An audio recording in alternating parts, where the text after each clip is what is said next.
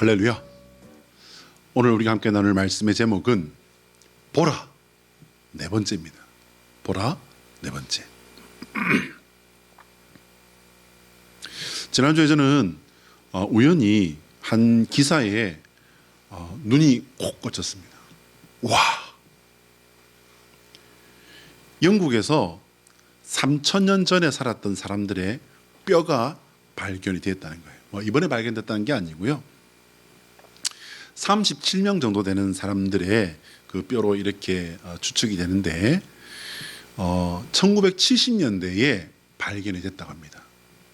근데 이 뼈들을 그 옥스퍼드 대학의 그 학자들이 이렇게 1970년대부터 지금까지 이렇게 연구를 했으니까 얼마나 많은 그런 연구가 되었겠습니까?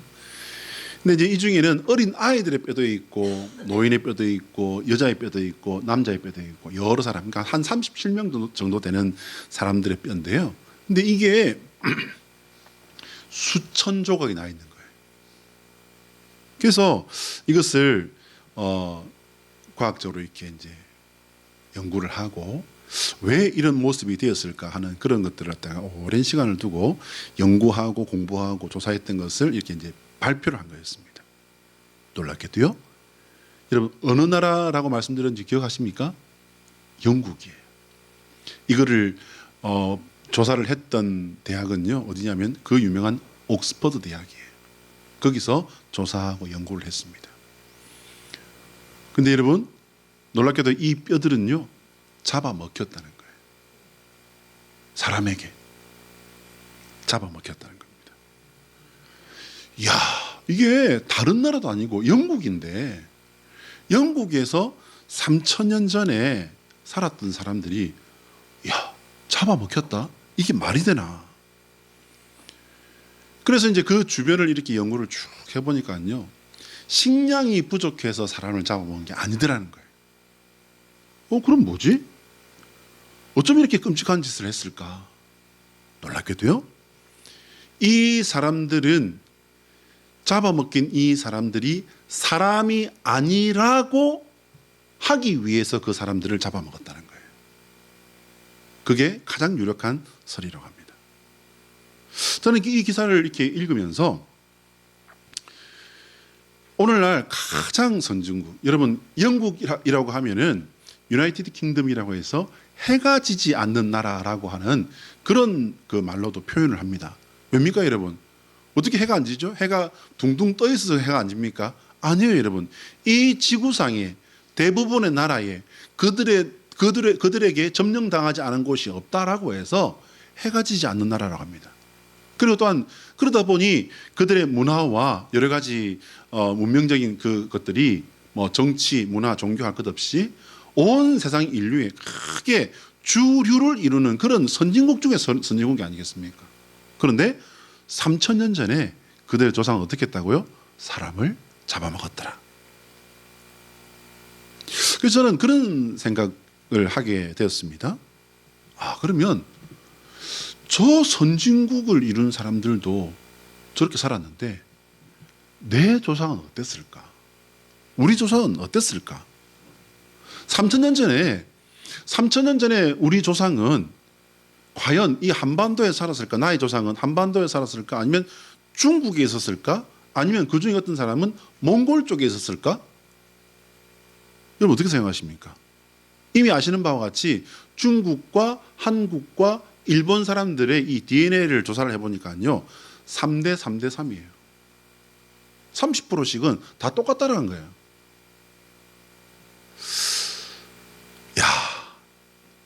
그러면 3000년 전, 4000년 전, 1만 년 전 나의 조상은 내 뿌리라고 할 수 있는 내 조상은 과연 어디에서 어떤 모습으로 살았을까라는 생각을 하기에 이르렀습니다.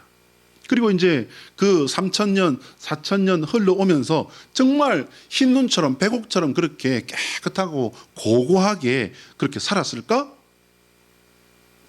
그분들이 계셨기 때문에 그분들이 그렇게 살았기 때문에 그 삶이 연결되어서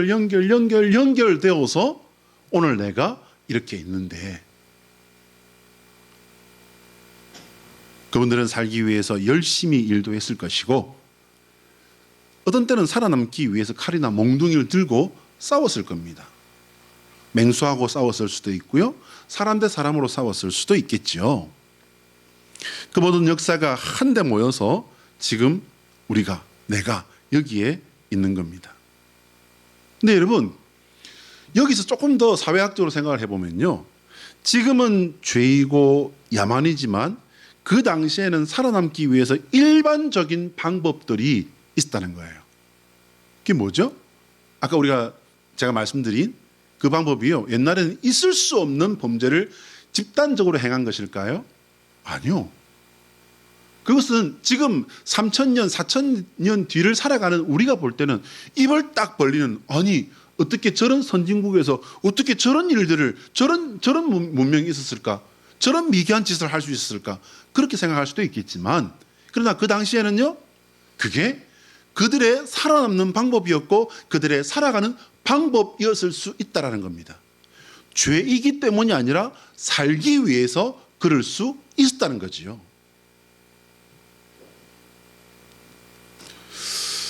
그때는 그렇게 당연했던 일이 이제 서로 합의를 합니다. 야, 이제 우리가 잡아먹고 또 죽이고 하는 이거는 정말 못할 짓이지 않냐. 우리가 생각 조금만 해보면 이건 정말 없어지면 좋은 일이지 않냐. 그러니까 이건 하지 말자. 이렇게 하나씩 둘씩 약속이 되어서 하지 않게 되는 이것이 어떻게 되었습니까? 약속이 되고 그 약속이 어떻게 됐죠? 법이 되고, 그것이 그 법이 이제 성문화, 글자로 만들어지고, 그것이 이제 제도화되고 사회 시스템이 되고, 이렇게 해서 오늘날에 이런 거지 않습니까? 법이나 죄는 그렇게 정해진 것들이 대부분이다라고 이제 그렇게 우리가 배웠습니다. 문제는요, 인간끼리 그렇게 만든 법은 사실은 큰 문제가 아니에요. 그죠? 문제는 뭐냐면 하나님의 법입니다. 하나님께서 죄라고 하신 가장 기본적인 것이 뭔지 여러분 말씀하실 수 있을까요? 하나님께서 죄로 말씀하신 가장 기본적인 것은요, 하나님을 인정하지 않는 거예요. 하나님의 뜻을 부인하는 거예요. 하나님의 뜻을 듣고도 순종하지 않는 거예요. 그 말은 뒤집어 놓으면 뭐가 됩니까?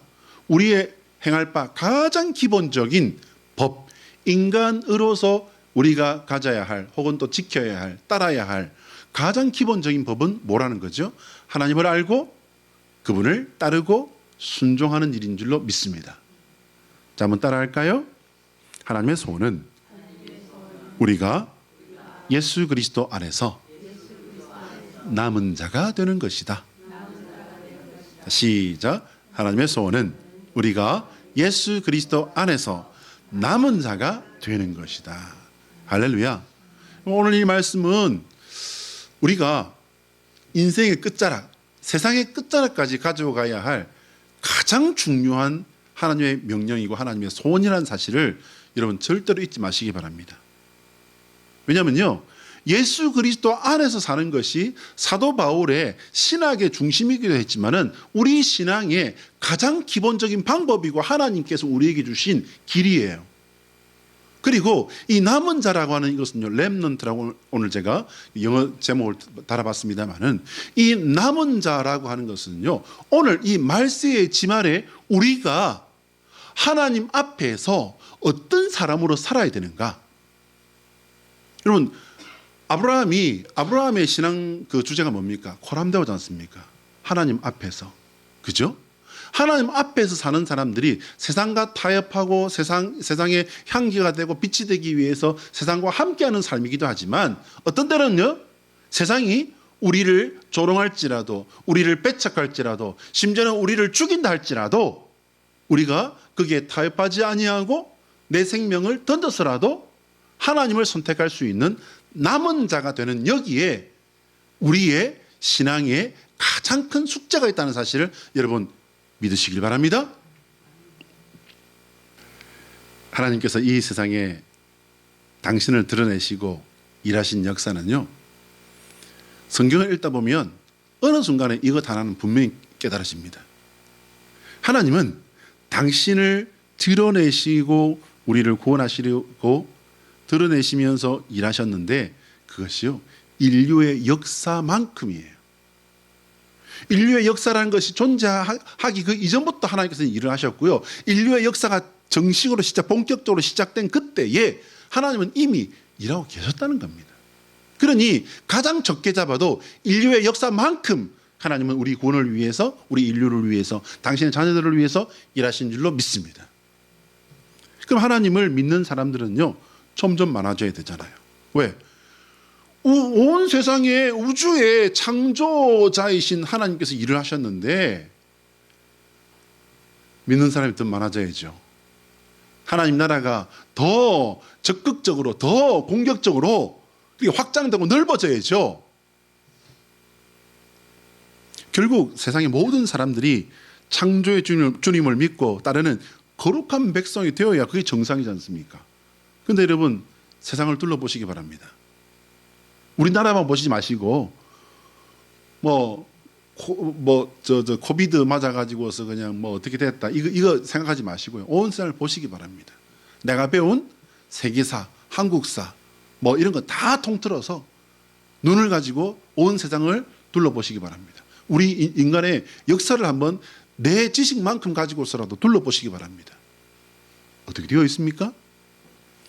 하나님의 택한 백성 이스라엘의 역사에서부터 우리가 알고 있는 것은요, 반대로 가고 있다는 거예요. 넓어지는 것이 아니라 어떻게 해요?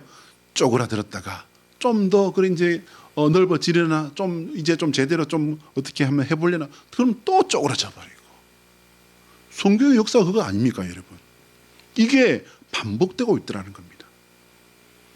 참으로 민망한 일입니다. 여러분, 그 가장 대표적인 극명한 모델이 되고 있는 나라가 있죠? 어디입니까? 이스라엘이에요. 이스라엘이 누굽니까? 선민 이스라엘이라고 해서 하나님의 택한 백성 이스라엘이잖아요. 여호와 하나님께서 친히 믿음의 조상 아브라함을 통해 세우신 거룩한 백성이 그들입니다.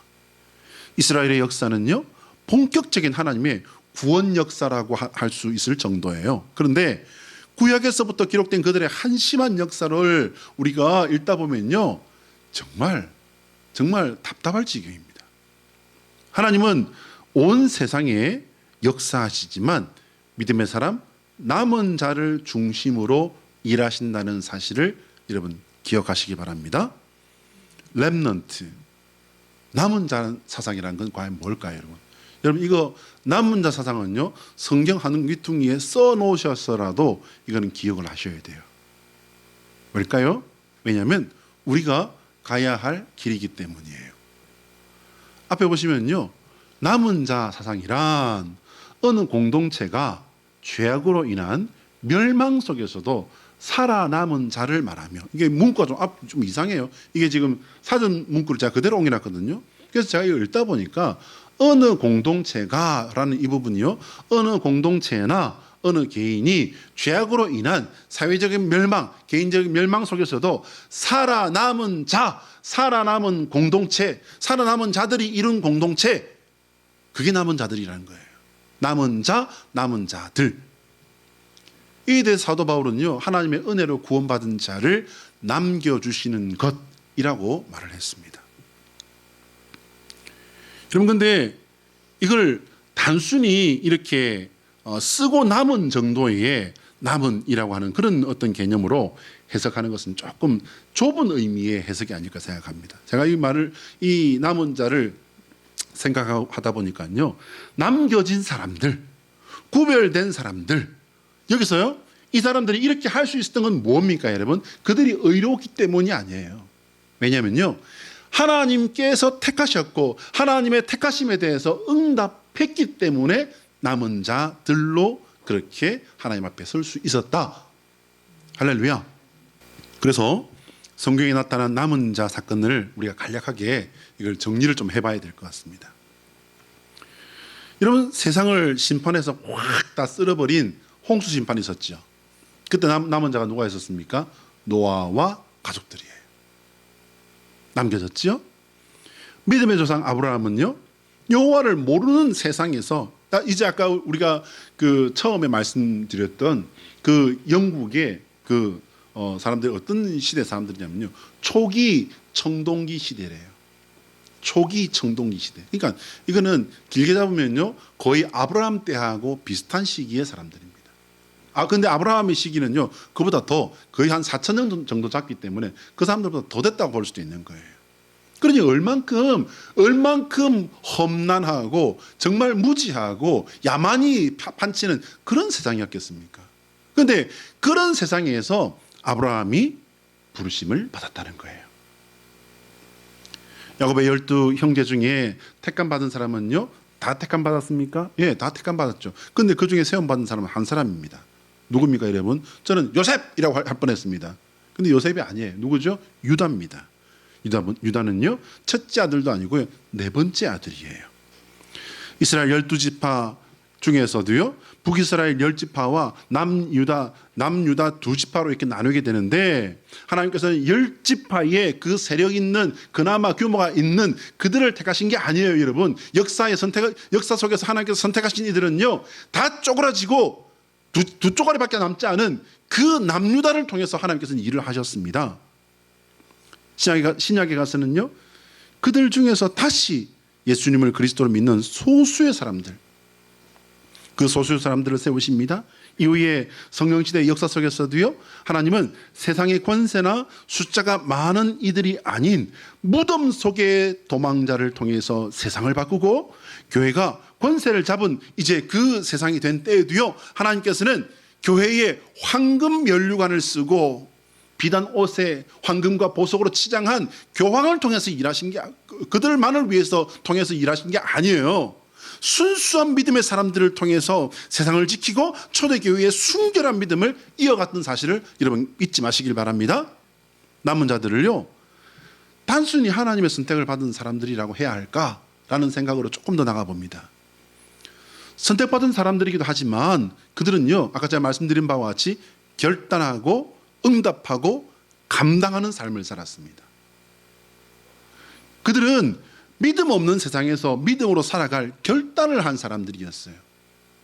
그래서 실제 그들의 삶에 닥친 여러 가지 어려움들은 정말 감당하기 어려운 것들이었습니다. 아까 우리가 정리해봤던 그 인물들의 어려움들이 뭔지 한번 우리가 조금 더 짚어볼까요? 노아는요 사람들의 몰 이해와 조롱받는 삶을 살았을 것이 분명합니다. 목사님 어떻게 알아요? 여러분 그때는요 지금으로부터 최소한 7,000년 전이에요. 노아 시대가 최소한 7,000년 전입니다.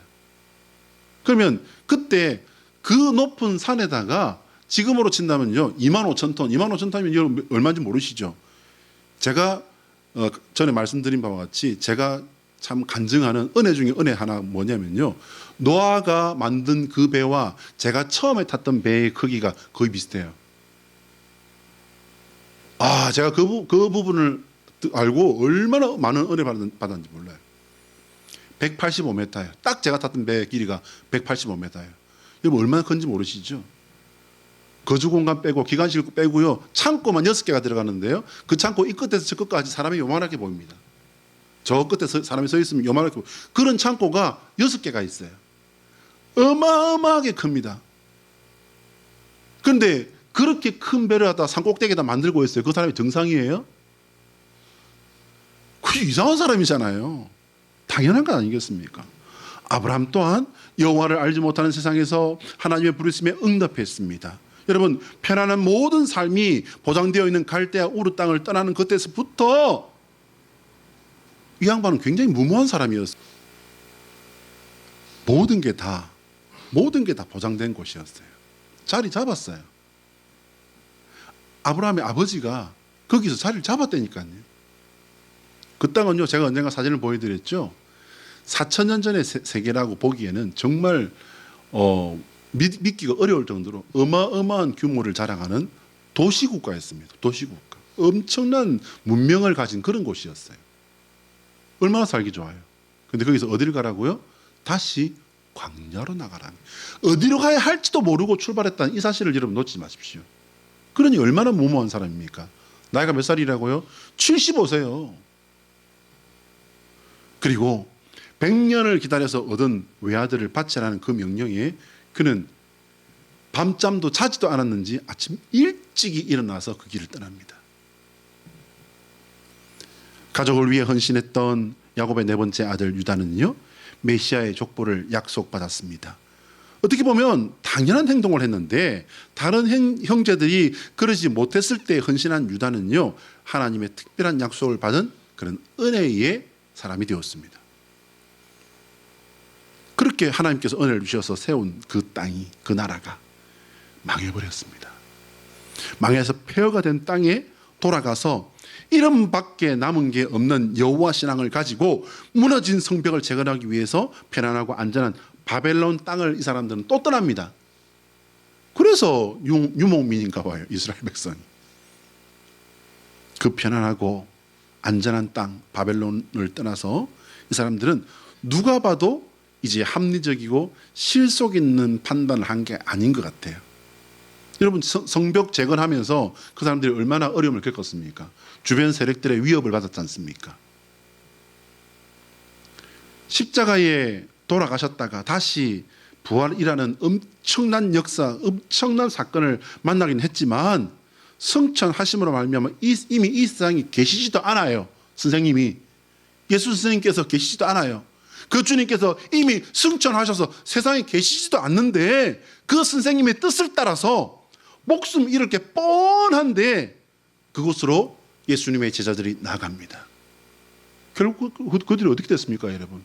12제자의 최후는요, 지금 우리가 이 자리에서 제가 정리하기도 참 송구할 정도로 끔찍한 최후를 맞았습니다. 그런데 거기서 교회가 만들어지고 거기서 기독교가 세워지는 놀라운 역사의 불꽃이 되었습니다. 믿으시면 아멘? 여러분, 근데요, 우리가 지금 2000년 뒤 역사를 보니까 그렇게 말하는 것이지 그들의 삶과 그들의 죽음을 우리가 생각한다면 그들은요, 명백한 광인입니다. 광인이 뭡니까? 미친 사람이죠. 하나님께서 사도 바울을 통해서 교회의 문을 여신 후에 남은 자들의 그 원리는요, 더욱더 본격화됩니다. 주님 태어나신 후 64년, 그러니까 예수님께서 33년을 살고 돌아가셨으니까 예수님 돌아가시고 한 30여 년 뒤에 그때부터 이제 얼마나 기독교인들이 많아지고, 그리고 이것이 로마와 이것이 크게 부딪혔냐면요, 로마와 부딪혀서 살아남을 수 없어요. 웬만한 나라도 로마가 들어가면요, 아주 그냥 쑥대밭을 만들어버리는데 일반인들이 무슨 힘이 있어서 그들과 맞서겠습니까? 도망갔죠. 어디로 도망갔습니까? 카타콤보, 지하무덤으로 도망갔잖아요. 지하무덤에 숨어든 그들은요, 240년을 거기서 살게 됩니다. 그런데 이 사람들이, 여러분, 거기서 뭐하고 살았어요? 집이 없어서 가족을 두고 다 지하로 숨어들었습니까? 거기서 신앙의 자유, 예수 그리스도를 통해 하나님을 섬기는 그 믿음의 자유를 누리기 위해서 그들은 집을 버리고 삶을 버리고 지하 무덤으로 숨어들었지 않습니까? 놀라운 것은요, 그들을 통해서 로마 제국이 바뀌어버립니다. 교회가 세상의 왕이 되어 황제까지 쥐락펴락하는 때에는요, 이름도 없는 자들이 남아 있었습니다. 교회가 이러면 안 된다고 주장하다가 화형당하는 사람들을 통해서 하나님께서는 하나님의 일을 하고 계셨습니다. 교회와 세상의 바른 복음의 가치를 그 이름 없는 사람들을 통해서 하나님은 지켜내고 계셨던 것입니다. 이런 역사 속에서 우리나라에 기독교가 들어왔을 때를 우리는 한번 다시 반추해 봅시다. 여러분, 기독교가 우리나라에 처음 들어왔을 때 욕먹었던 가장 큰 게 뭐였죠? 제사 문제였죠. 제사 문제 나오면은 딱 상투 들고 망건 딱 쓰고 큰 담배 때 그 놋 재떨이다가 탕탕탕탕 두드리면서 뭐라고 했습니까? 에이, 조상도 모르는 근본도 없는 것들이 땡.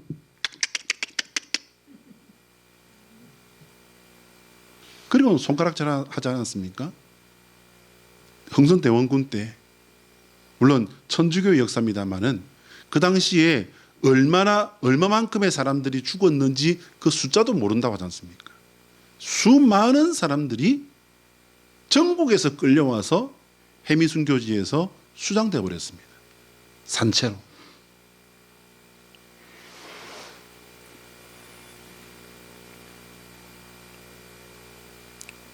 하나님 외에 다른 신을 섬기는 것이 죄이기 때문에 하나님을 섬기고 신 아닌 것에 절함으로 죄를 지을 수 없다. 여러분, 그들이 뭔 죄를 지었습니까? 해미순교지에서 수장당한 그 남녀노유, 그분들이 무슨 죄를 지었죠? 죄를 지었죠, 여러분. 그 당시에 흥선대원군이 그들에게 지은 죄는요, 죄가 분명했어요. 무슨 죄입니까? 미풍양속을 어지럽힌 죄. 죽어 마땅하다.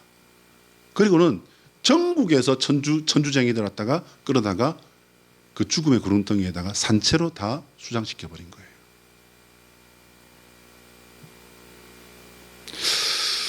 사랑하는 여러분, 도대체 이 남은 자라는 이거는요, 어떤 사람일까요? 어떤 사람이기에 역사 속에서 이렇게 엉뚱한 삶을 살아야 했을까요? 이런 사람들에 대해 이미 사도 바울과 베드로 사도가 이미 말씀을 선포했습니다. 우리 로마서 6장 11절과 베드로전서 2장 24절 같이 한번 읽어볼게요. 로마서 6장 11절 시작. 이와 같이 너희도 너희 자신을 죄에 대하여서는 죽은 자요 그리스도 예수 안에서 하나님께 대하여는 살아있는 자로 여길지어다. 여러분, 내가 얼마나 중요한 사람인지, 내가 얼마나 대단한 사람인지 깨달아지십니까? 아직 잘 모르시겠거든. 이 말씀 줄 딱 쳐놓고 외우고 묵상하고 외우고 묵상하시기 바랍니다. 베드로전서 2장 24절 시작. 친히 나무에 달려 그 몸으로 우리 죄를 담당하셨으니 이는 우리로 죄에 대하여 죽고 의에 대하여 살게 하려 하심이라. 그가 채찍에 맞음으로 너희는 나음을 얻었나니. 사랑하는 여러분, 남은 자는요, 죄에 대해 죽고 의에 대해 사는 사람이에요. 이거 딱 잡고 가셔야 됩니다. 그러면은 분별이 됩니다. 죄에 대해 죽고 의에 대해 사는 사람, 뭐가 죄인지 뭐가 의인지 그걸 물어보셔야 돼요. 그걸 두드리셔야 돼요. 그러면서 그게 답이 딱 나오면은 내 목숨까지라도 내어놓고 지킬 것은 지켜야 합니다. 죄에 대해 싸우고 의에 대해 지키는 하나님의 사람 되시기를 예수 그리스도의 이름으로 축복합니다. 남은 자는요, 필요하면 시대의 흐름도 주저하지 않고 거스르는 연어와 같은 사람들이라고 저는 그렇게 생각합니다. 하나님께서 말씀과 성령을 통해 모든 것의 중심이 되어 나를 다스리시고, 그 다스리심은 어떤 세상의 혼란과 시험 속에서도 흔들리지 않고 하나님께서 모든 마음, 모든 생각, 모든 가치, 모든 미래까지 나를 다스려 주시게끔 나를 드린 사람, 그게 남은 자들이에요.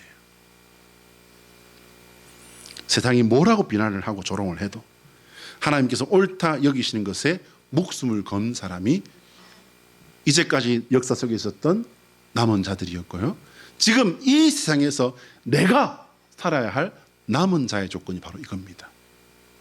그래서 하나님께서는 이 사람들을 통해 하나님의 약속을 세우십니다. 이 남은 자들을 통해 그 약속이 세상에 드러나게 하시는 거예요. 오늘 본문 미가 선지자는요, 이사야, 아모스, 호세아와 동시대에 활동한 선지자입니다. 하나님께서는요, 이스라엘 나라가 멸망하는 자리에서 메시지를 선포하신 거예요. 여러분, 이거 생각해 보시면, 조금만 생각해 보시면 정말 이거는 아주 허탈한 그런 말씀이에요. 뭐라고요, 여러분? 나라가 망하는 자리에서. 오늘 하나님께서는요, 사람들의 역사, 이 사람들의 역사를 뛰어넘어서 말씀하시는 희망의 메시지, 생명의 메시지를 주십니다.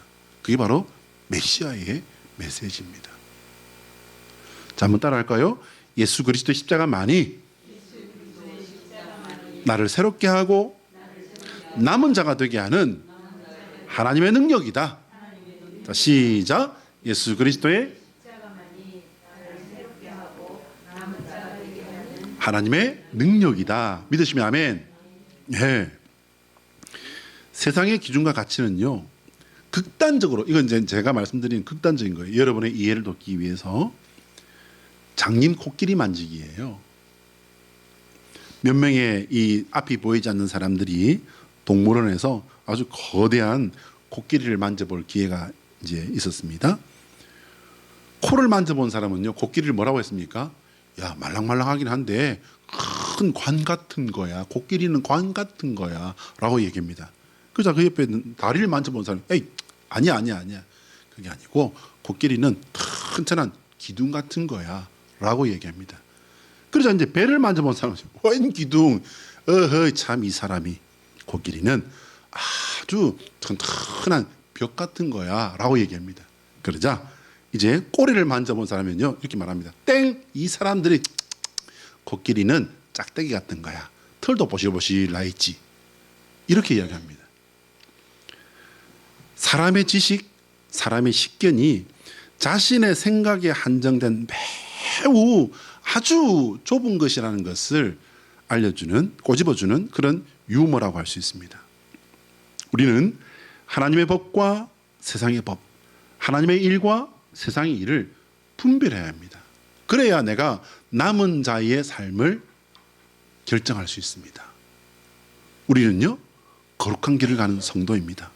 그래서 우리는 거룩을 추구하는 삶을 살기 위해 분별력을 가지고 그리고 결단하고 다른 사람이 되어야 할 줄로 믿습니다. 에베소서 5장 15절로 17절 말씀을 우리가 읽고 여기에 대한 내 나름대로의 답을 한번 찾아보겠습니다. 시작. 그런즉 너희가 어떻게 행할지를 자세히 주의하여 지혜 없는 자같이 하지 말고 오직 지혜 있는 자같이 하여 세월을 아끼라. 때가 악하니라. 그러므로 어리석은 자가 되지 말고 오직 주의 뜻이 무엇인가 이해하라. 아멘. 기도하겠습니다.